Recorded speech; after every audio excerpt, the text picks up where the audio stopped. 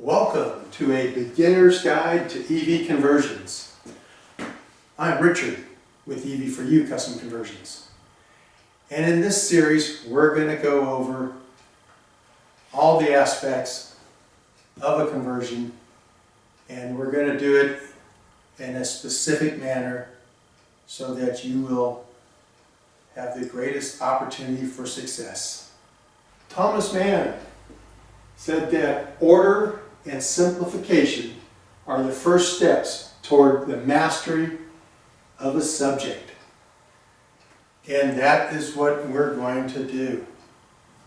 We're going to do this in an orderly and simplified manner so that the beginner will understand and help to build that big picture view, that big picture understanding that is necessary in order to do a conversion well and to do it well the first time. I'm sure you've all heard the saying that you don't know what you don't know. Well,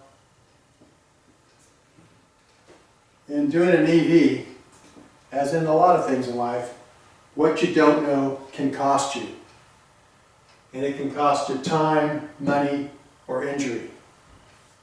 And so a big part of this series will be to give you the information you need to know to do this safely. And safety is number one. At EV4U, our slogan has always been safe, simple, reliable, and affordable. And that will always be our focus, with safety first. And when you're doing something like this, when in doubt, ask. As we go forward, you'll see that some of the systems that we're going to be dealing with have the potential to cause injury. And you don't want to make a mistake and injure yourself or someone else or your vehicle. And so if you pay attention through this, you should be in good shape. But if you ever have a question or uncertain about something, ask somebody who knows. And you can always ask us. We're available by email and phone, and all that information is on our website at EV4UNow.com. And you'll see that information at the end of each episode. So that's our starting point. We're going to offer you a beginner's guide, and we're going to focus on doing a conversion that's safe, simple, reliable, and affordable. Because order and simplification are the first steps to mastery of a subject, and we want to be able to have a good grasp of this subject. So let's get started. Just some of the things that will be discussed in this beginner's guide. We're going to talk about some of the main components: the vehicle, battery pack, charger, motor, controller, inverter, DC to DC converters, adapter coupler, 12-volt battery. Some additional systems that will be discussed: power steering, power brakes, cabin heat, cabin cooling, air conditioning, component heating and cooling systems, BMS, instrumentation, and much more. We'll also go over the 12-volt control wiring, the traction pack wiring, charging system, the controller inverter wiring, instrumentation wiring, and BMS, and more. Some of the tasks we'll discuss will be the motor mounting, cell containment and mounting, component placement and mounting, wiring of the individual systems, which I kind of mentioned, programming components, and testing of the individual systems. This is just some of the information that will be covered in this guide. Well, starting with the donor vehicle, pretty much have options. Some people choose to convert a vehicle that they already own. Others will, go out and purchase a vehicle specifically to convert. But the one thing that we want to kind of start off with is that vehicle well suited for conversion. I mean, you can convert any vehicle, but not all vehicles are practical to convert, and not all vehicles are as well suited to convert. So along those lines, we're going to talk about some of the main factors that make a vehicle better suited or not as well suited for a conversion. So we're going to talk about weight, coefficient of drag, rolling resistance, transmissions, the value proposition, and I got a suggestion for you that I'll give you at the end. In a vehicle decision, weight is probably the top of the list. Weight will affect your price, your range, performance, and it can limit your options going forward. There are different weight concerns that we have. And so the curb weight, the converted weight, the gross vehicle weight rating, and payload are some of the most important. The curb weight is the weight of the car basically sitting at the curb with all its fluids, so forth. So if you're looking at vehicles, one that is lighter is usually a better choice for a conversion. We'll talk more about this going forward.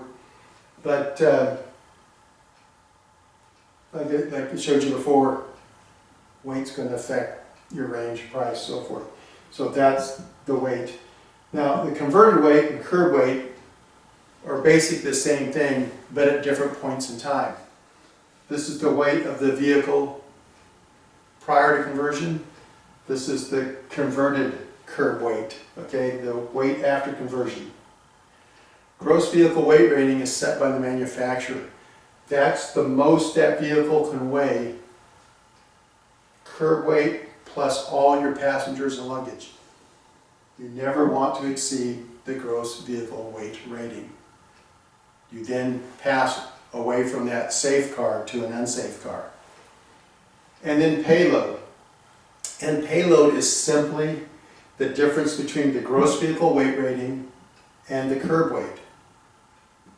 Okay? So the difference between the maximum weight that the car can weigh and the weight of the car by itself, that would be your payload. And payload can be passengers, luggage, whatever. So this is the one that we're going to be concerned about. And depending on your conversion, it's not uncommon for your payload to decrease a little bit because the converted weight may be greater than the original curb weight. But it's important to keep these different weights in mind as you go forward and as you're making your vehicle selection. For instance, a lot of your lighter cars don't have a very high payload. And I'll just give you one example. The first generation Mazda Miata, they have a 380-pound payload. So that means if you put two 200-pound guys in that car, you will exceed the gross vehicle weight rating. So in converting one, you have to really be mindful of the weight because you don't have a high GVWR, you don't have a lot of payload to deal with, to work with. And so another example would be you have a vehicle that has a lot of room and you think, oh, I can put a lot of batteries in there. And what happens is you get up close to this, but you didn't leave enough payload for yourself, the passenger, the dog, whatever. I've seen a lot of times where people, the converted weight is very close to that. There's really not any payload for themselves to be behind the wheel. So keep those things in mind. Next, we'll talk about the coefficient of drag. And basically, that's just the resistance of the air as the car passes or the vehicle passes through it. And some of the things that affect that drag coefficient will be the frontal area, the wake, skin friction, and underbody flow. And I'm not going to go into any of these in detail. In our online EV workshop, we do go into all these things in detail. Let's see. Things to keep in mind are that the drag force increases with the square of speed. Simply put, double the speed equals 4 times the drag. And we talk a lot about this in the workshop, so we go into a lot of detail in regards to the drag coefficient. The coefficient of drag has a major effect on vehicles at speeds in excess of 45 miles an hour. And different cars, it's different, but that's a good rule of thumb. You get over 45 miles an hour, this becomes a factor.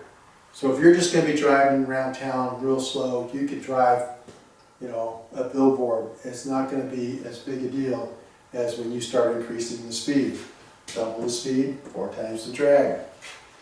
And another thing to keep in mind is that you cannot tell what that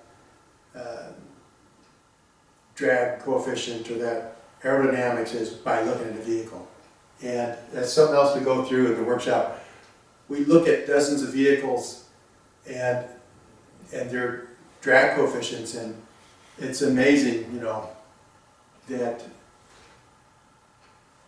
we could do a test, and most people are going to fail because there's no way to tell by looking at the car. And I'll just give you one example. A 1984 Pontiac Trans Am. Okay, those of you who've been around long enough can picture what Trans Am looks like. It's a pretty good sized car. Think Smokey and the Bandit kind of thing. Anyway, Pontiac Trans Am and the Toyota Prius have the same coefficient of drag. And I could give you even greater examples. So that's just one. So that's drag coefficient. And, typically, in my opinion at least, and what I use mine for, an EV conversion is a great commuter car. We use, we've got one we use as a shop truck. We have multiple locations. I do a lot of driving between locations and home. And so, commuter. And up here, most of it's on the interstate.